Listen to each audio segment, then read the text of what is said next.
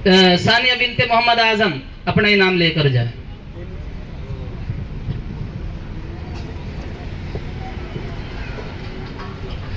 नहमदुहु व नुसल्ली अला रसूलिहिल करीम, अम्मा बाद। यहाँ तोहफों में बेटियों को तहजीब और बेटों को सरफरोशी दी जाती है। यहाँ तोहफों में बेटियों को तहजीब और बेटों को सरफरोशी दी जाती है।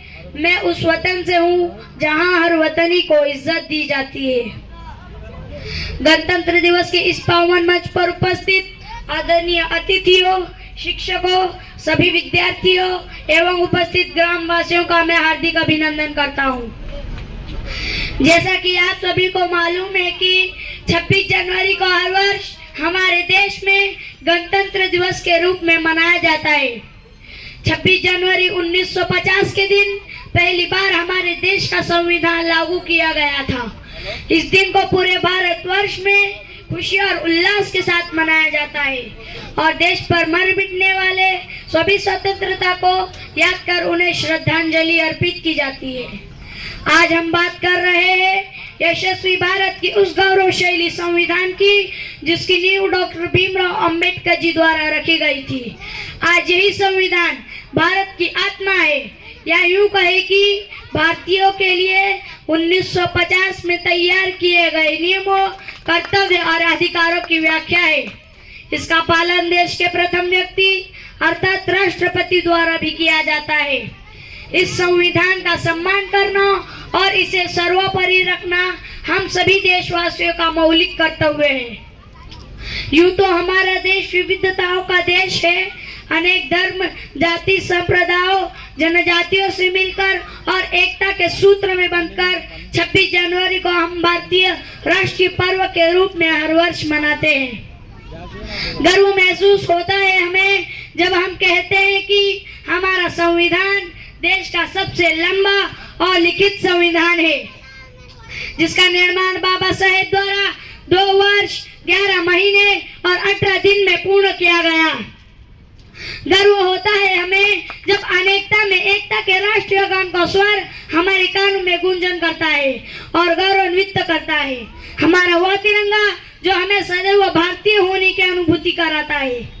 दोस्तों, 26 जनवरी को गणतंत्र दिवस के रूप में इसलिए मनाया जाता है क्योंकि इसी दिन भारत सरकार अधिनियम 1935 को हमारे देश से हटाकर 26 जनवरी 1950 को देश का संविधान लागू करने का दिन चुना गया और यह दिवस हर साल गणतंत्र दिवस के रूप में मनाया जाने लगा। हमें गर्व है कि हम इस गणतांत्रिक देश के निवासी हैं, जिसे सरल शब्दों में प्रजातंत्र, लोकतंत्र या जनतंत्र भी कहा जाता है। यानी भारत देश में हुकूमत की बागडोर केवल उसी के हाथों सौंपी जाती है जिसे चुनने का पूर्ण हक केवल प्रजा के पास होता है। हमारे देश में हर वर्ष गणतंत्र दिवस समारोह को बड़ी धूमधाम से सभी देशवासियों द्वारा बगैर किसी भेदभाव के मनाया जाता है। 26 जनवरी 1950 के दिन पहली बार हमारे देश का संविधान लागू किया गया था। हमारे देश में हर वर्ष गणतंत्र दिवस समारोह को बड़ी धूमधाम से सभी देशवासियों द्वारा बगैर किसी भेदभाव के मनाया जाता है।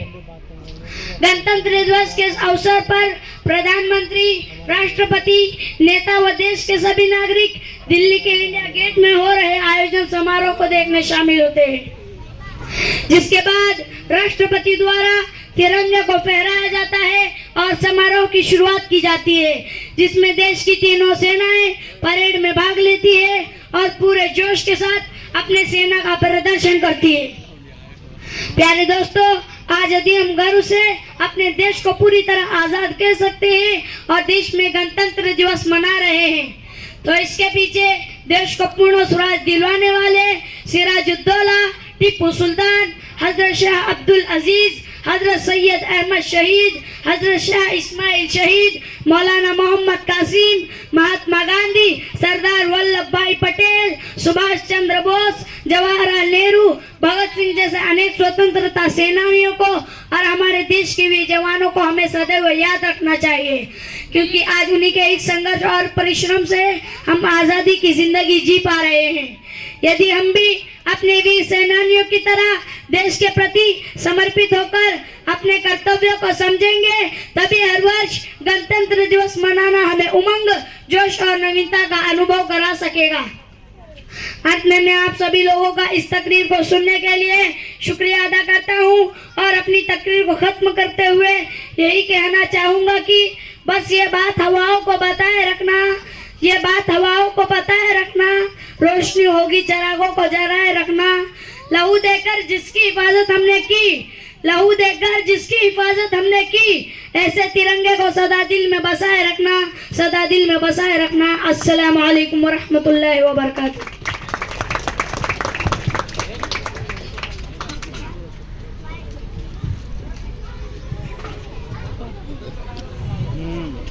अभी टोपी उतारी ना, वहाँ भी टोपी उतारी।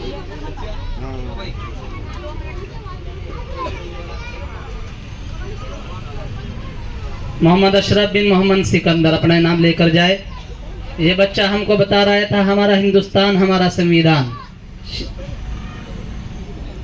भाई नाम तो मैं सबका बोल नहीं सकता, सबका शुक्रिया अदा करो। अल्लाह ताला इनकी उम्रों के अंदर बरकत अता फरमाए।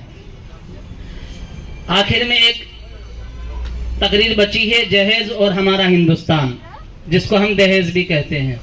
उसके ऊपर भी हमने एक ड्रामा भी बनाया, छोटा सा एक एक्ट है। तो मैं चाहता हूं पहले उस ड्रामे को किया जाए, उसके बाद इस तकरीर को हमारे समझ में आना आसान हो जाएगा।